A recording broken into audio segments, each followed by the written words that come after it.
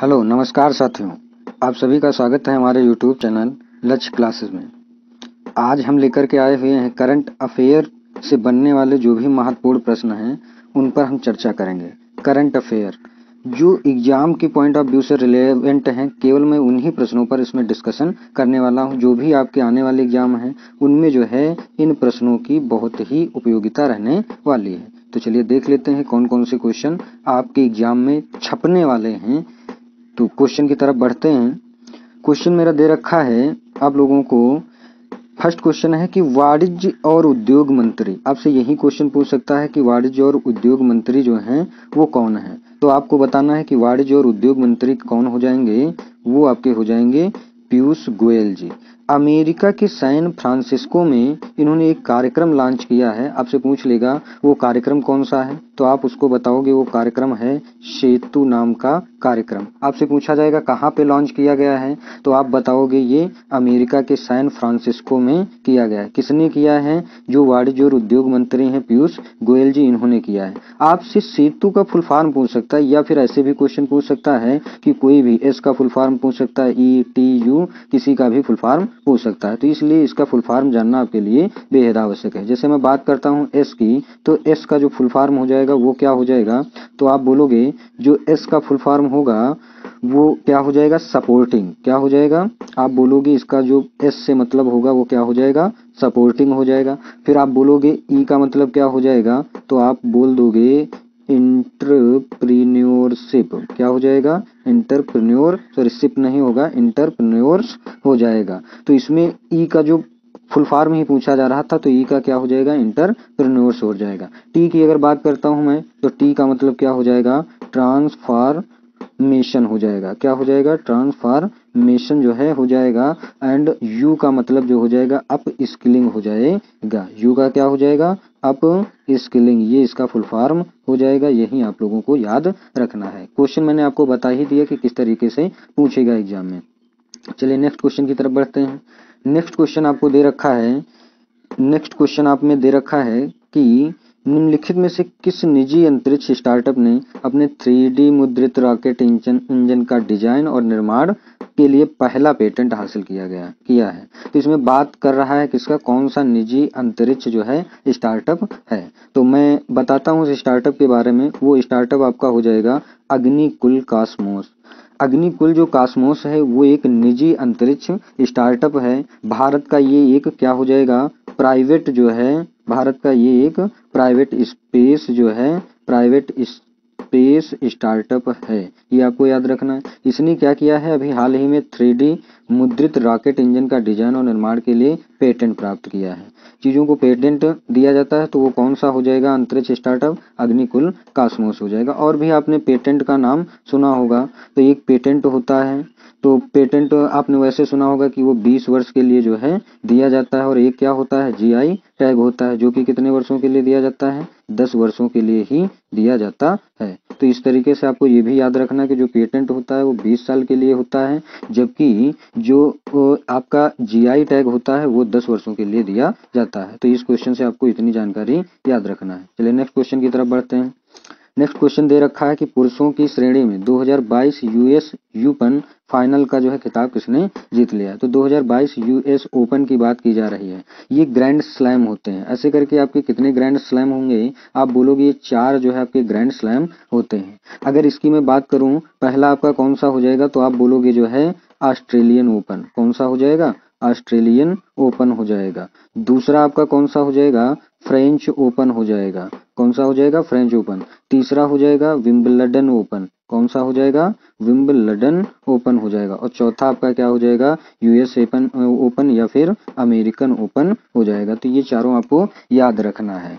इनमें और भी जो क्वेश्चन आपका पूछा जाता है, तो सबसे पहले इसका आंसर जान लेते हैं। अभी हाल ही में हुआ है कि US ओपन का फाइनल खिताब पुरुष वर्ग में किसने जीता है, तो आपको याद रखना है वो कौन हो जाएंगे, C अलकराज गार्सिया हो जाएंगे। कौन हो जाएंगे, C अलकराज गार्सिया जो है ये हो जाएंगे, जिन्होंने क्या किया है, ये आपका जो है यूएस ओपन का फाइनल खिताब जीत लिया है। अब अगर बात करते हैं, ये एक 19 वर्षीय जो है नंबर 1 यंगेस्ट प्लेयर बन चुके हैं। स्पेनिश के प्लेयर हैं अलकराज गार्सिया। इतनी भी जानकारी आपको याद रखनी है। सी जो है रुड को इन्होंने हराया है, ये भी आपको याद रखना है। नेक्स्ट क्वेश्चन की तरफ मूव करते हैं। नेक्स्ट क्वेश्चन दिया है कि महिला वर्ग में 2022 यूएस ओपन फाइनल का खिताब किसने जीत लिया है? तो वो कौन बन गई हैं? ईगा स्विटेक। ईगा स्विटेक ये जो हैं एक क्या हैं, पोलैंड की टेनिस प्लेयर हैं, जिन्होंने क्या किया है, वो जेवी उर को हरा करके जो है इन्होंने फाइनल खिताब जीत लिया है। अब इसमें ग्रैंड स्लैम की बात होती है तो मैंने अभी 4 ग्रैंड स्लैम आप लोगों को बताया। इसमें जो आप बोलोगे फ्रेंच वाला जो होता है, आपसे पूछ लिया जाता है किस पे खेला जाता है, तो फ्रेंच ओपन जो होता है वो लाल क्ले कोर्ट पर खेला जाता है। आपसे पूछ लेगा कि जो है फ्रेंच ओपन जो होता है वो किस पे खेला जाता है, तो वो आपका क्या हो जाएगा, लाल क्ले कोर्ट पर खेला जाता है। जबकि मैं अगर बात करता हूँ इसकी ऑस्ट्रेलिया और अमेरिका की, ये ऑस्ट्रेलिया हो गया, ऑस्ट्रेलिया प्लस अमेरिका, ये जो दोनों हैं इनको जो है किस पे खेला जाता है, हार्ड कोर्ट पर खेला जाता है। किस पे खेला जाएगा, हार्ड कोर्ट पर जो है खेला जाता है। ये आपको याद रखना। जबकि एक क्या बचता है आपका, विंबलडन बचता है। विंबलडन जो है आपका किस पे खेला जाता है, तो आप बोलोगे ये एकमात्र ऐसा ग्रैंड स्लैम है जो घास के मैदान पर खेला जाता है। कहाँ खेला जाएगा, घास के मैदान पर। तो कौन सा जो है ओपन किस पर खेला जाता है, ये भी आपको याद रखना है। चलिए बढ़ते हैं नेक्स्ट क्वेश्चन की तरफ। नेक्स्ट क्वेश्चन आपको दे रखा है कि राष्ट्रीय वन शहीद दिवस उन लोगों को श्रद्धांजलि देने के लिए मनाया जाता है जिन्होंने वनों और वन्य जीवों की सुरक्षा के लिए क्या किया है, जिन्होंने वन्य जीवों की सुरक्षा या रक्षा के लिए अपने प्राणों की आहुति दी है। आपसे जो है वो पूछा जा रहा है कि राष्ट्रीय वन शहीद दिवस कब मनाया जाता है। तो इसमें क्या किया गया है, राष्ट्रीय वन शहीद दिवस जो है आपका 11 सितंबर को मनाया जाता है। ये आपको याद रखना है। अब क्या किस लिए जो है ये मनाया जाता है, तो आपको बताया ही जा रहा है कि ये ऐसे लोगों को श्रद्धांजलि देने के लिए जिन्होंने वन और वन्य जीवों की रक्षा के लिए अपने प्राणों की आहुति भी दे दी है। नेक्स्ट क्वेश्चन की तरफ बढ़ते हैं।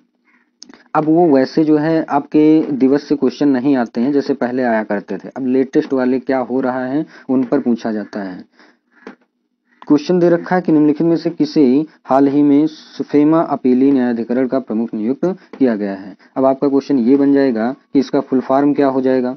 तो मैं अगर इसकी फुल फॉर्म की बात करता हूँ तो इसका कुछ फुल फॉर्म थोड़ा सा टेढ़ा है जो कि आप लोगों को याद रखना है। इसका फुल फॉर्म क्या हो जाएगा, अपीलेट, क्या हो जाएगा, appellate tribunal under the smugglers and foreign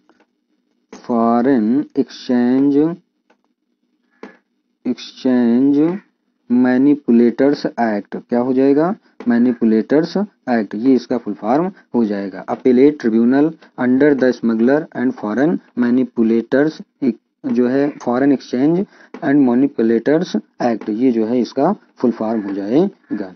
ये आपको याद रखना है। तो वही पूछा जा रहा है कि अपीली न्यायाधिकरण का प्रमुख किसे नियुक्त किया गया है। तो मैं आपको बता दूं, आंसर आपको सही से नहीं दिख पा रहा होगा क्योंकि मैंने उसी पर लिख दिया है, वो है मुनीश्वर नाथ भंडारी। कौन हो जाएंगे, मुनीश्वर नाथ भंडारी। मुनीश्वर नाथ भंडारी के बारे में अगर जाने तो ये मद्रास हाई कोर्ट के क्या हैं, आप बोलोगे ये मद्रास हाई कोर्ट के जो हैं, मद्रास हाई कोर्ट के चीफ जस्टिस हैं। कौन, मुनीश्वर नाथ भंडारी। ये भी आपको याद रखना है और इसका फुल फॉर्म ये रहेगा, ये भी आपको याद रखना है।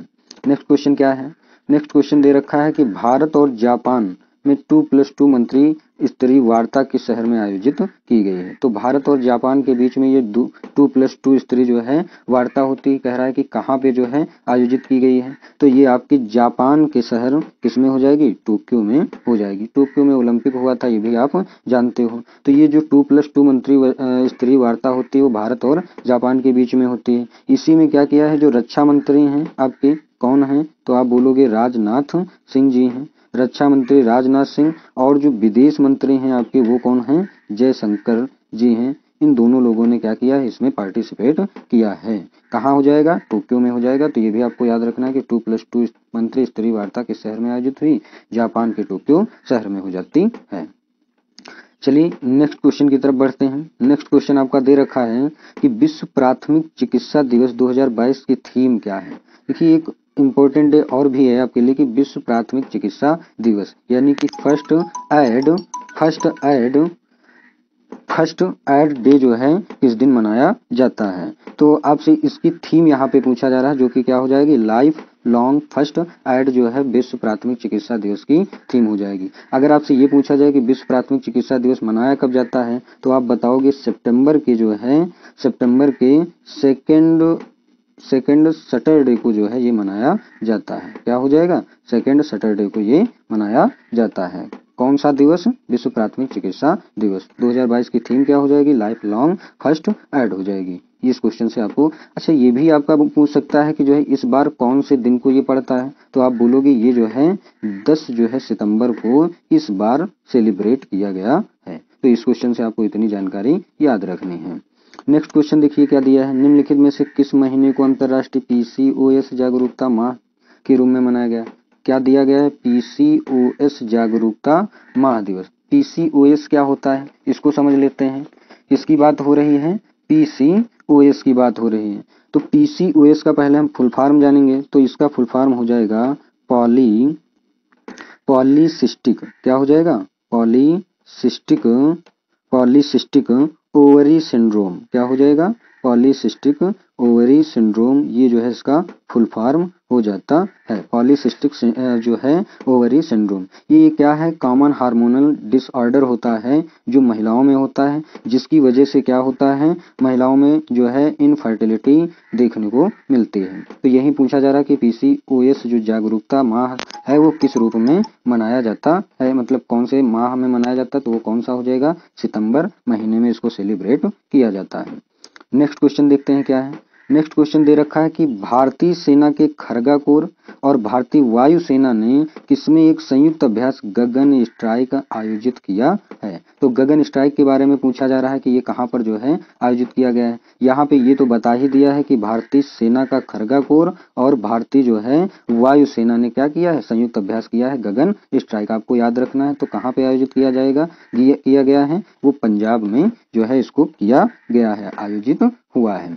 तो करंट अफेयर से जो भी इंपॉर्टेंट बनने वाले प्रश्न थे आगामी परीक्षाओं के लिए, उन सभी को मैंने कवर किया है। आई होप आप लोगों को वीडियो अच्छी लगी होगी। अगर आपको वीडियो अच्छी लगती है तो शेयर, सब्सक्राइब, कमेंट कर सकते हैं, और जो भी जिसके लिए भी ये वीडियो हेल्पफुल हो आप उसको जो है सेंड कर सकते हैं, शेयर कर सकते हैं। तो आज की क्लास में इतना ही रखते हैं। बहुत बहुत धन्यवाद।